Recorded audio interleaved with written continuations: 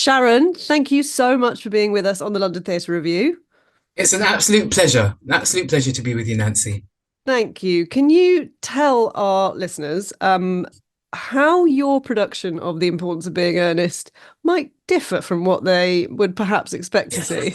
I think it's very different. I think the only way that I can really describe it is to say that we are doing Oscar Wilde's play, but through a modern lens and through a very modern lens. And I think that's the best way for me to describe it. It's the play that you know, none of the words have been changed. A couple of modernisms have been added, Sure.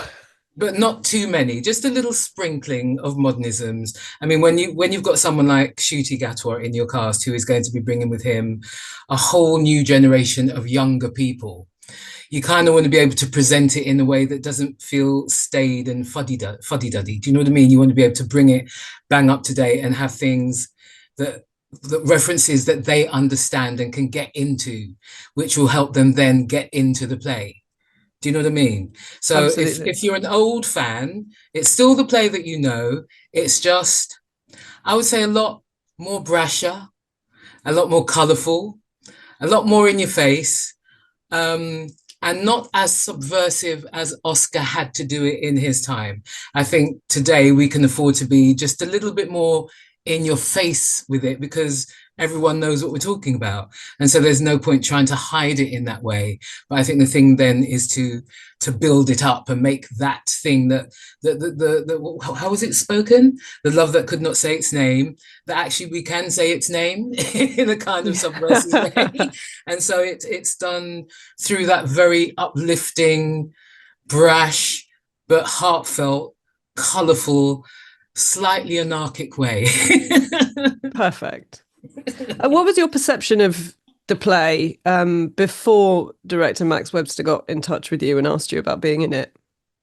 It felt like a very old piece, a wonderful piece of writing, you know, one of probably the most greatest comic plays in the English literature, but of a time, because since Oscar Wilde wrote it, we have been able to move on in a way with sexuality and being able to proclaim that and claim it and name it.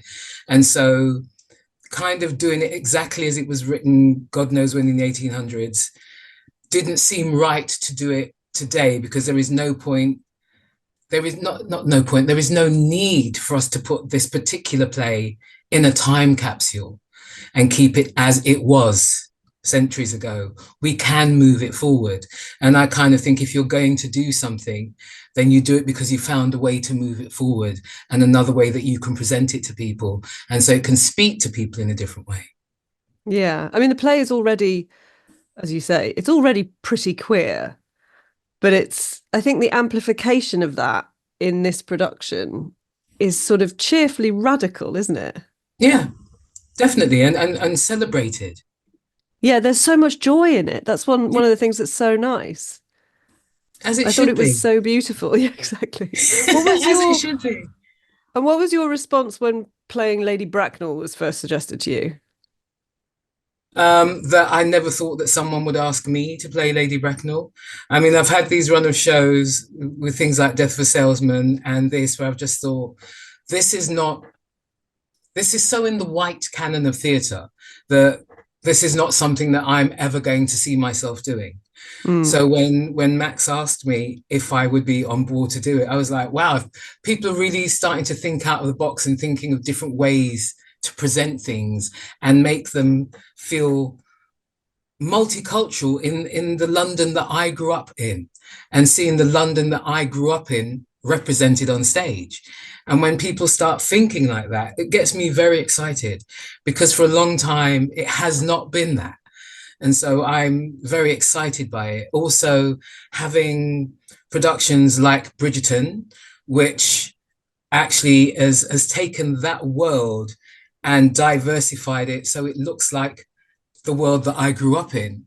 And that was done by an American who doesn't have the kind of reverence. Do you know what I mean? Is going, it's got to look this particular way. You've got an American woman going, all right, then let's let's present this in a new way.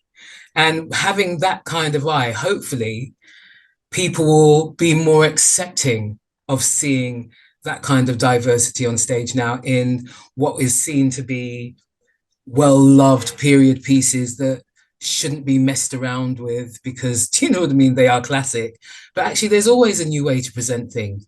And I also think that if people like Oscar Wilde and Shakespeare were around today and writing, they'd be writing for the society that we are now. And so it would be inclusive, you know what I mean? And so, yeah, it gets me very excited. So, yeah, I was definitely like, okay, yeah, I'm on board. I'm on board. Let's do this. And also, let's not forget that the National are running this over Christmas. So it is their Christmas show.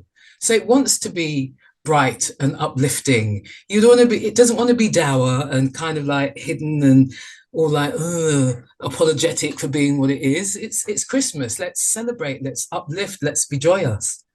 I think one of the nicest things I found about it, I mean, that last bit, in fact, your curtain call, I don't think I felt quite that much joy in quite, you know what I mean? Just like pure joy in quite a long Yes, time.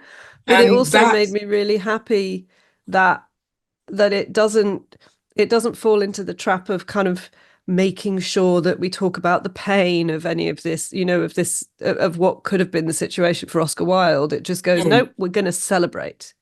we're going to celebrate because we know what the pain is.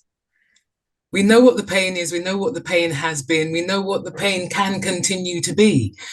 But so let's find the joy and celebrate that and uplift that because it's about time that it was uplifted and not kept as the love that will not say its name and kept like this thing that should be hidden away and shouldn't really be talked about and has to be talked about in code. We don't need to talk about it in code anymore. So let's celebrate it and let's have fun doing that. I And really hopefully loved that the translates to the audience. Yeah, oh God, it really does. I cannot tell you. There was so much joy in the room when I saw it. And I really enjoyed the transposition of like the scary English aunt is quite a lost figure, but transposing her into the completely contemporary cultural figure of a Caribbean auntie just feels like such a genius stroke. Thank you. I mean, Max did say to me, how would you play her? And the first thing that came to me was what I would call a speaky spokey Jamaican woman who is basically my Auntie Nellie. Right? And the tie that that gives you between Britain and the colonies, especially at that time, it also makes you realize what a woman like her would have had to have done and would have to have been to fight to gain that place in society and to keep it. I mean, sometimes it can be forgotten that Lady Bracknell did not come from money. Yeah. You know what I mean? It's sometimes it's just like, yeah, she's aristocracy. She's not. She's had to fight her way through. And I think when you put the spin of going, okay, let's make her posh Jamaican, it makes you see her in a different way. Immediately you go, okay, she's had to fight for this place here and keep it and maintain it. Do you know what I mean? And so you kind of see the character that she is and the strength that she's had to have and that she's been here a while. Do you know what I mean? But she still says cucumber and not cucumber.